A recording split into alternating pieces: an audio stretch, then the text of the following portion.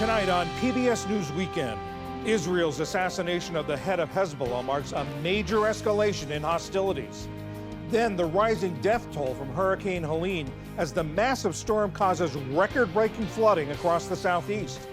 And how schools are coping with the end of pandemic-era funding. There are districts that are in pretty good shape right now and some that are really not. So unless taxpayers are willing to increase taxes substantially in states, they don't have $190 billion to fill in here.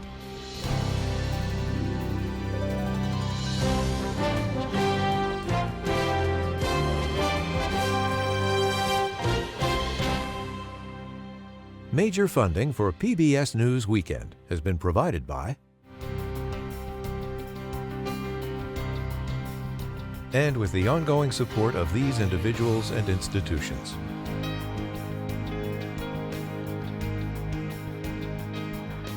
And friends of the NewsHour.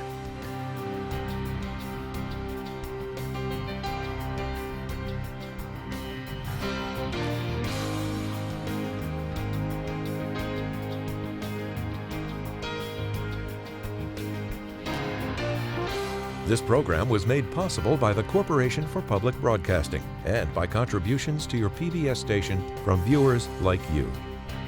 Thank you.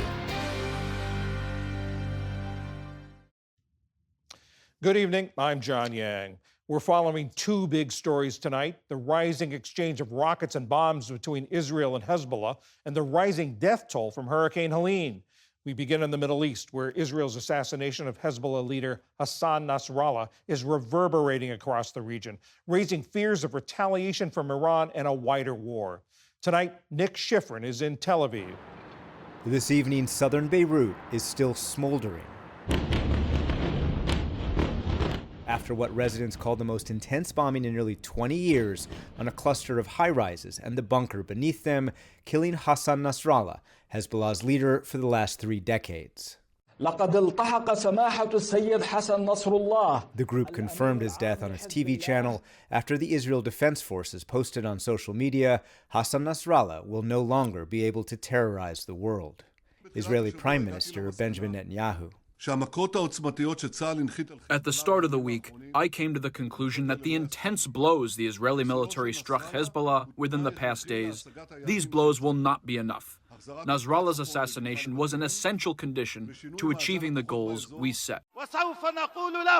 Nasrallah was Hezbollah's commander and communicator-in-chief. His charisma made him powerful in Lebanon and one of the Middle East's most influential figures. He inspired Shia followers with fiery speeches and the sacrifice of his own son fighting Israel, even if for years he has only spoken remotely. For Iran, Hezbollah became its key proxy, and Nasrallah anchored its axis of resistance, a close confidant of Iran's supreme leader, Ayatollah Khamenei. In Tehran today, the regime's supporters vowed revenge. We have heard the message clearly with the killing of Nasrallah. Israel will be destroyed. Israel is finished for sure. The oppressor, Israel, will go. But in southern Beirut, the smoke hasn't yet cleared, and residents are beginning an overwhelming cleanup. Many have fled, 100,000 just in the last week, some from Lebanon to Syria, despite its civil war. They're too scared to spend the night in their southern Lebanon homes, so they sleep outside, longing for a safer present and future.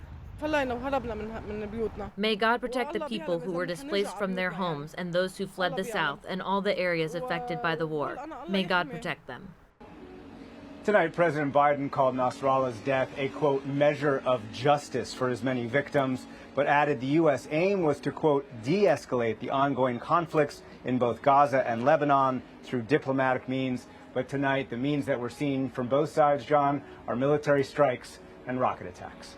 Nick, what is this going to do to Hezbollah, taking out Nasrallah? What is this going to do to the organization?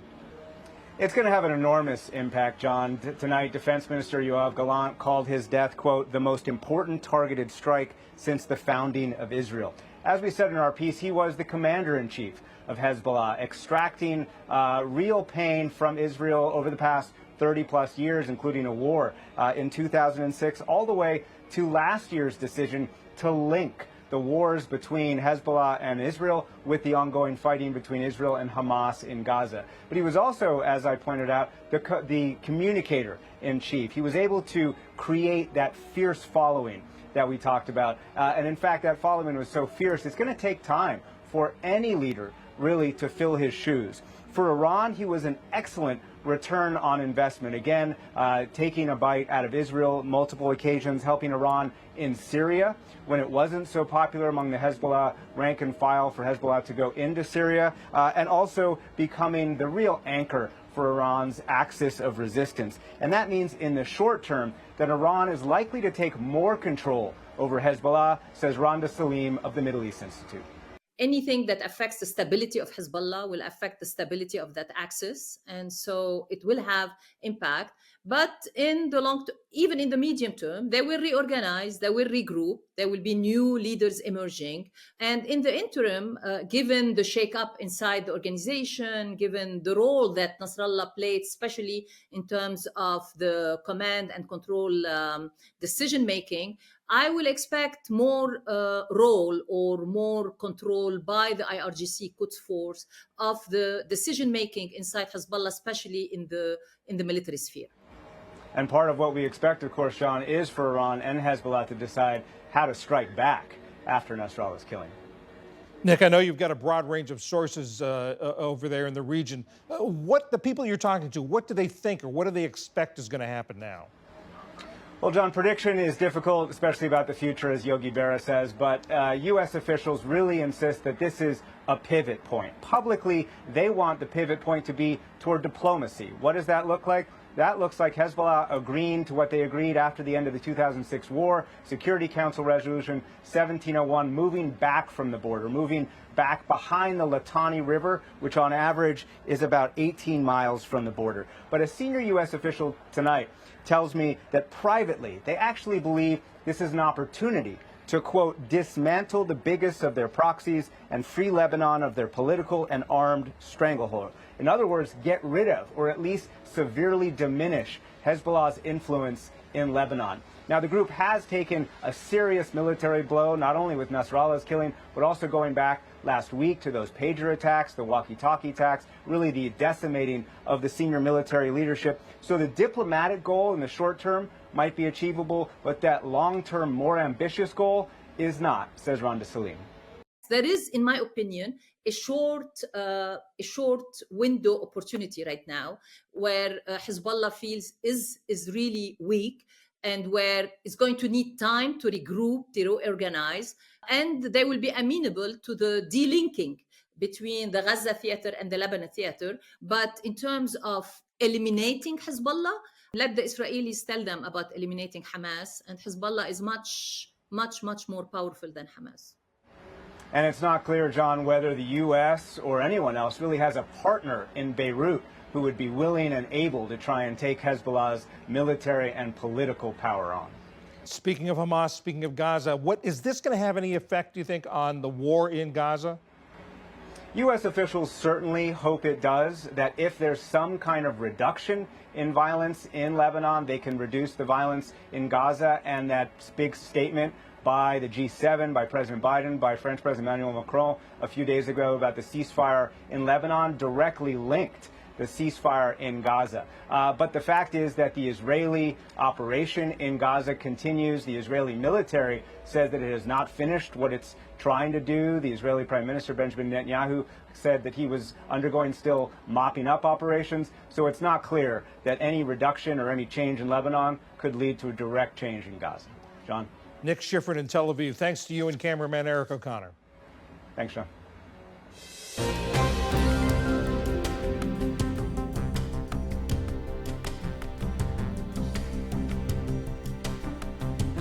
Hurricane Helene's death toll has climbed to at least 50 people across 5 states from Florida to Virginia.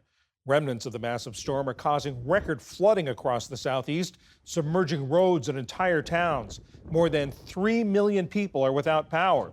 In eastern Tennessee, thousands of people were ordered to go to higher ground because of the potential of a dam collapse, but officials say the danger is past. Special correspondent Christopher Booker is in Florida's Big Bend region where Helene made landfall. Christopher, now it's been about 48 hours since landfall. What's the situation now? Well, we're in Taylor County in a town called Steinhatchee, which sits just along the Steinhatchee River. It's a small little town that's in the Big Bend of Florida's Gulf Coast. And the story here wasn't wind, but water.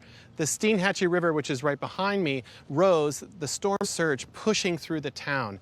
It's almost like someone took a snow globe and shook it and spread everyone's belongings all over town. Officials tell us that all over town, utility crews are working, there's bulldozers pushing debris out of the way. But it's clear the cleanup is going to take a long time. And how are the communities responding? Well, earlier today, we went to a town called Cedar Key, and we met with the mayor there, a woman named Sue Colson. And she said she's worried about residents returning. They want to come back, and some are coming back to nothing, and some are coming back to no water, no sewage, and no safety. So we have to provide these services as soon as possible, but now we're going to have to invent things. Cedar Key is just south of where we are now. It's a town of about 700 people. And Mayor Colson is worried what people will be coming back to, because now there's debris everywhere. There are wires everywhere, there's rebarb everywhere. The town has really been largely destroyed. And the worry about wires is that if they're able to return electricity to the town, this could start a fire. But the town doesn't have any water. So if there's a fire, they're not going to be able to fight it. Now, Cedar Key is a town that knows hurricanes. In the last 13 months, they've had 3.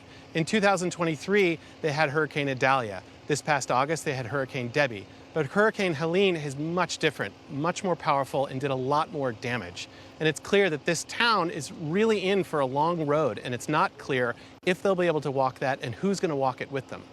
Christopher Booker in the Big Bend region of Florida, thank you very much. Thank you.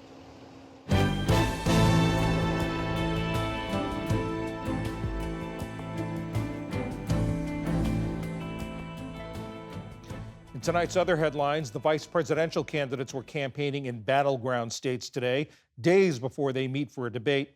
Republican Senator J.D. Vance held 2 events in Pennsylvania.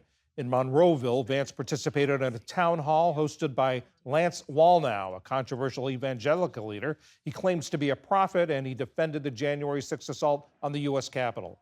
Vance hit on a familiar issue, immigration. American resources and American compassion have to go first to American citizens. And we have to build our country up to a strong place. And that's what allows us to be helpful and compassionate towards other people. Right now, our country is disintegrating from the inside. Democratic vice presidential candidate Governor Tim Walz was in Michigan. He stopped at a voter registration event. Then he attended the football game between the University of Minnesota and the University of Michigan. The vice presidential candidates debate is set for Tuesday. In Ukraine, 2 separate drone attacks in the northeastern part of the country killed nearly a dozen people. Russian forces hit a medical center in Sumy, prompting the evacuation of residents of an assisted living center. That's when the second drone attack hit. 9 people were killed and at least 21 others injured. Attacks in the region have ramped up since August when Ukrainian troops moved into Russia. Sumy is only 20 miles from the Russian border. SpaceX launched a mission to rescue the 2 astronauts stuck on the International Space Station. To make room for them, there were only 2 astronauts on board instead of the usual complement of 4. Sonny Williams and Butch Wilmore were supposed to be in space for only 8 days this summer, but concerns about the Boeing Starliner meant they won't return to Earth aboard the SpaceX craft until late February, 8 months later than scheduled. Still to come on PBS News Weekend, the choices schools face when pandemic-era funding runs out at the end of the month. And new wearable technology takes us inside the minds of babies. This is PBS News Weekend from the David M. Rubenstein studio at WETA in Washington, home of the PBS News Hour, weeknights on PBS. As September comes to a close, public schools across the country are finding themselves at the edge of a federal funding cliff. Ali Rogan explains. In the throes of the pandemic, Congress passed 3 acts totaling nearly $190 billion in aid for the Elementary and Secondary School Emergency Relief, or ESSER Fund. The money was meant to tackle education problems brought on by the pandemic, including learning loss, chronic absenteeism, and worsening mental health. The last of the funds will run out in just a few days, and some districts will need to slash jobs, increase class sizes, and cut programs. We spoke with principals in Georgia and Ohio.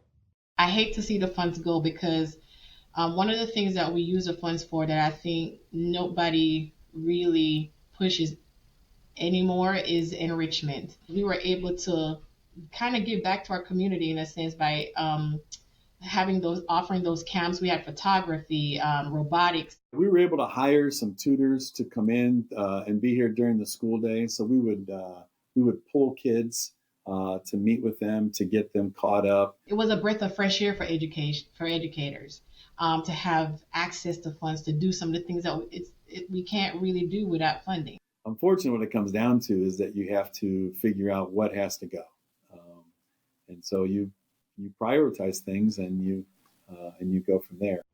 For more on what schools have planned, we're joined by Marguerite Rosa, the director of Georgetown University's Edunomics Lab, a research center that studies education finance policy.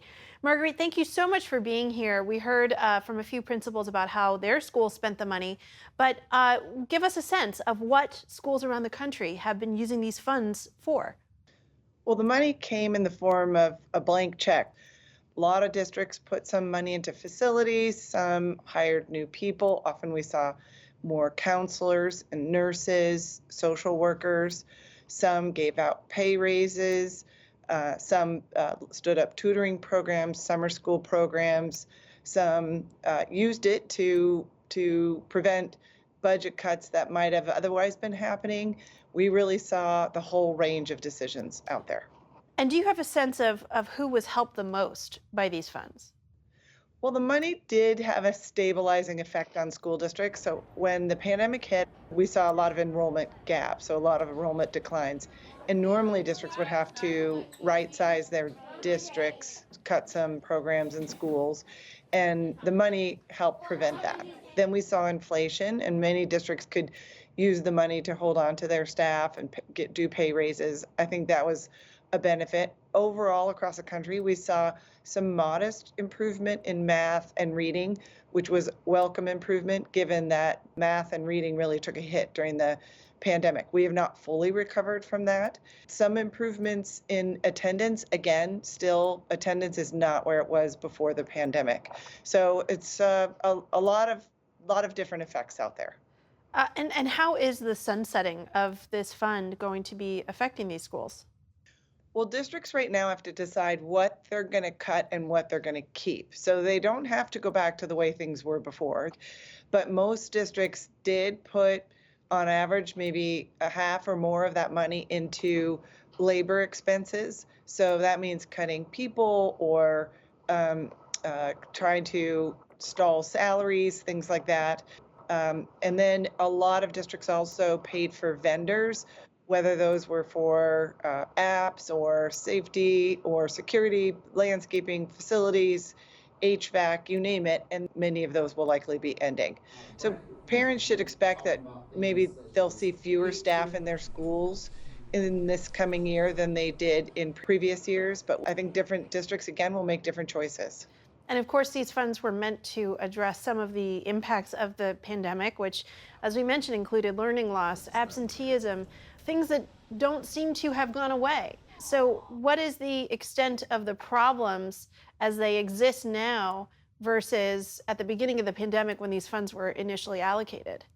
In some districts, the progress has been pretty impressive. In others, students have continued, their scores have continued to decline. Attendance has continued to fall.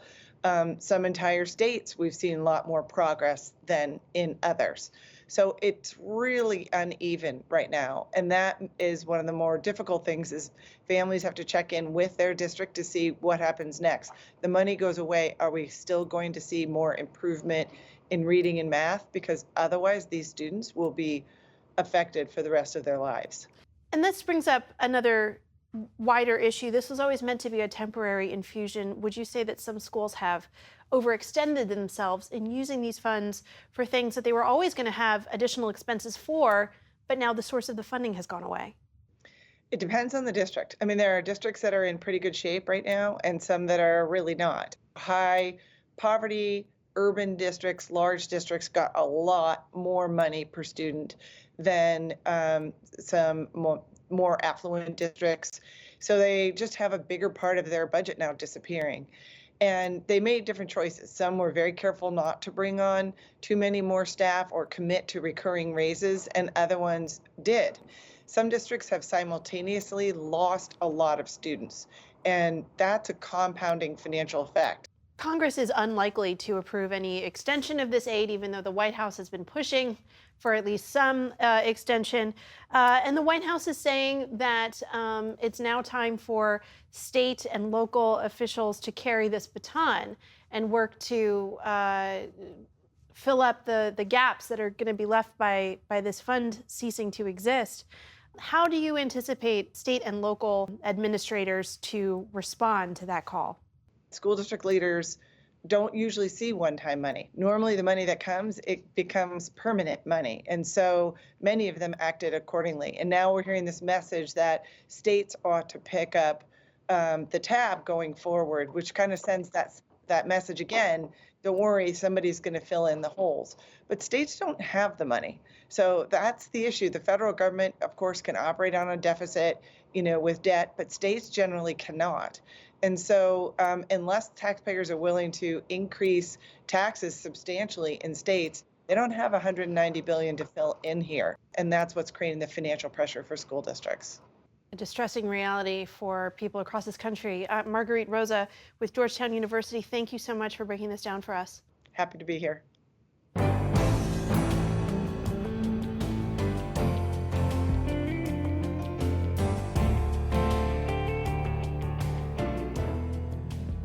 When a baby fusses or cries, exhausted parents may wish they could know what's going on inside their baby's brain.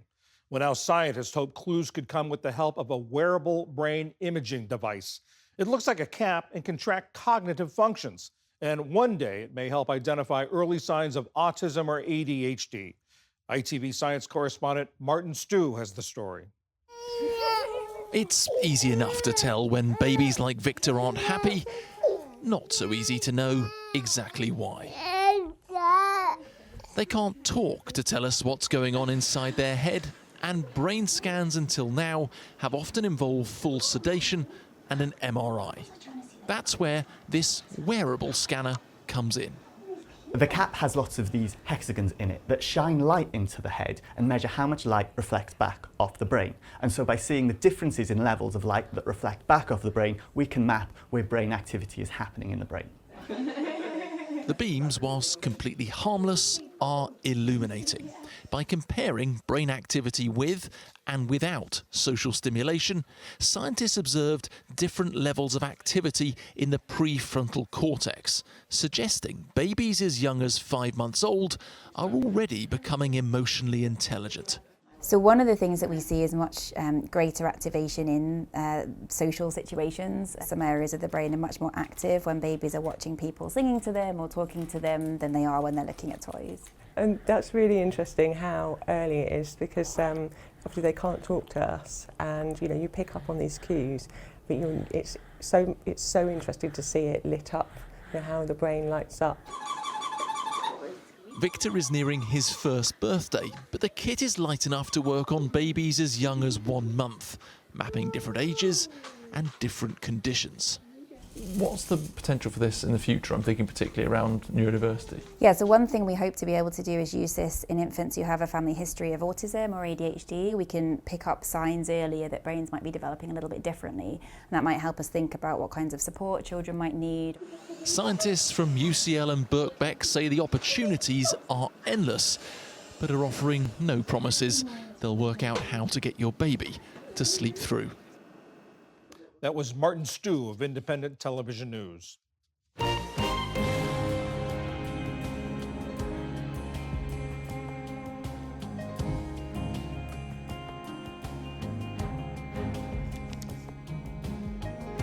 Now on the NewsHour Instagram page, more from special correspondent Christopher Booker in Florida on the aftermath of Hurricane Helene. All that and more is on the NewsHour Instagram page. And that is PBS News Weekend for this Saturday. On Sunday, 46 years after protections for pregnant workers became law, how far they've come and how far they still have to go. I'm John Yang. For all of my colleagues, thanks for joining us. See you tomorrow. Major funding for PBS News Weekend has been provided by Consumer Cellular, this is Sam. How may I help you? This is a pocket dial. Well, somebody's pocket. Thought I'd let you know that with Consumer Cellular, you get nationwide coverage with no contract. That's kind of our thing. Have a nice day.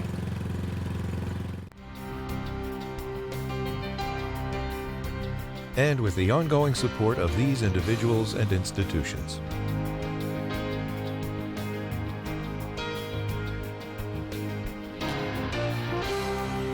This program was made possible by the Corporation for Public Broadcasting and by contributions to your PBS station from viewers like you. Thank you.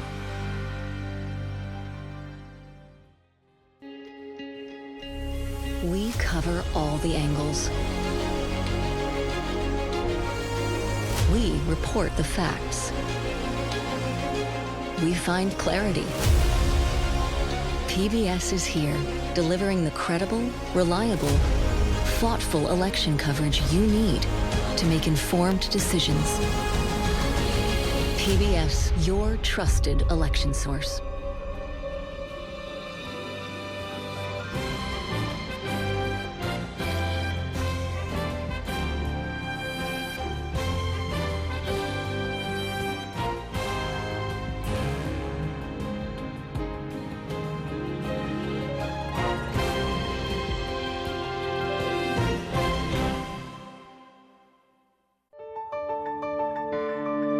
You're watching PBS.